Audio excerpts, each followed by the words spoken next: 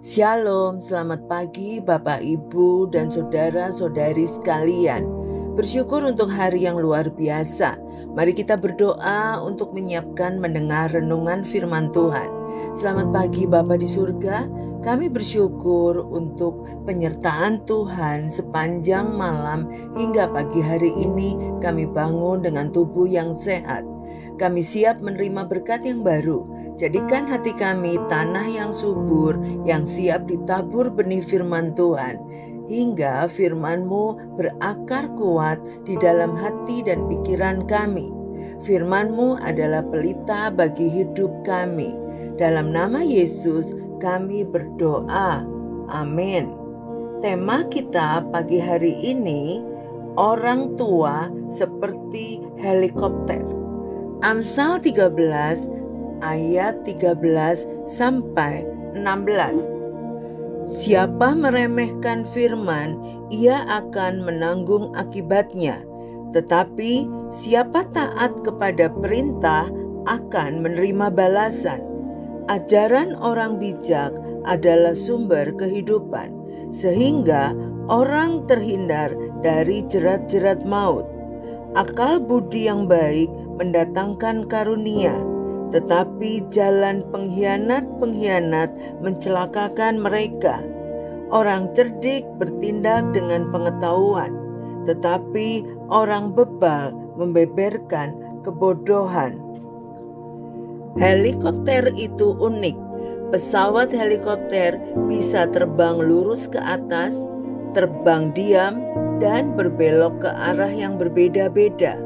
Putaran baling-balingnya menghasilkan angin dan kebisingan tinggi. Helikopter memang tidak dirancang untuk terbang cepat, namun mereka punya tugas khusus. Ia berputar-putar menyelamatkan dan melindungi apa yang di bawahnya. Saat memikirkan helikopter, saya memikirkan peran para orang tua. Tak sedikit orang tua terus berputar di atas anak-anaknya untuk memberi perlindungan terus-menerus. Apa saja yang dilakukan anak-anak itu terus diawasi.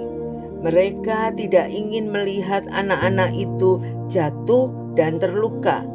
Tidak sedikit orang tua yang menyangka bahwa cinta, kasih sayang, dan perlindungan yang berlebihan adalah hal yang sama. Padahal sebenarnya tidak. Kegagalan adalah salah satu pengalaman mendidik yang paling baik dalam hidup. Sebagai orang tua bijak, ketika anak kita jatuh atau berbuat salah, kita dapat mengajar dan menuntunnya pada kebenaran firman Tuhan yang harus dilakukannya. Pengalaman jatuh, kesalahan, dan nasihat bijak akan menjadi pelajaran berharga yang selalu diingatnya dan akan menuntun kehidupannya. Ketika dewasa nanti, jika ia melakukan kesalahan, ia dapat menyikapinya dengan benar dan tahu bagaimana melewati masa-masa sulit. Mari kita didik anak-anak kita menjadi pribadi yang tangguh untuk melewati kegagalan dan masa sulit, bukan menghindari atau lari dari kesulitan. Saya pernah mengajarkan anak-anak saya waktu mereka mulai merintis usaha sendiri untuk tetap berpegang pada kebenaran firman Tuhan. Suatu hari, klien anak saya tidak membayar dan meninggalkan tanpa kabar dengan tidak bertanggung jawab.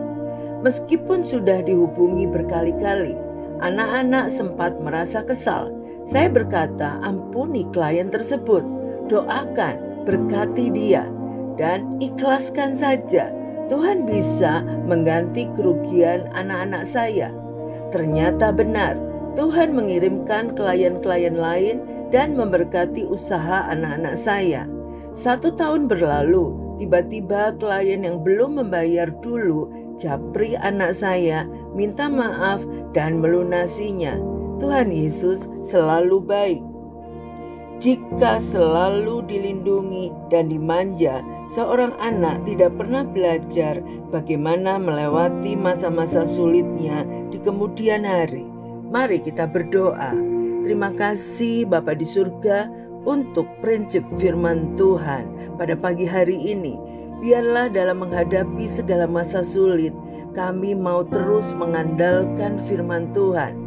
Pedoman firman-Mu lah yang menjadi pegangan untuk kami mengambil keputusan dan meresponi dengan benar setiap masalah yang kami hadapi.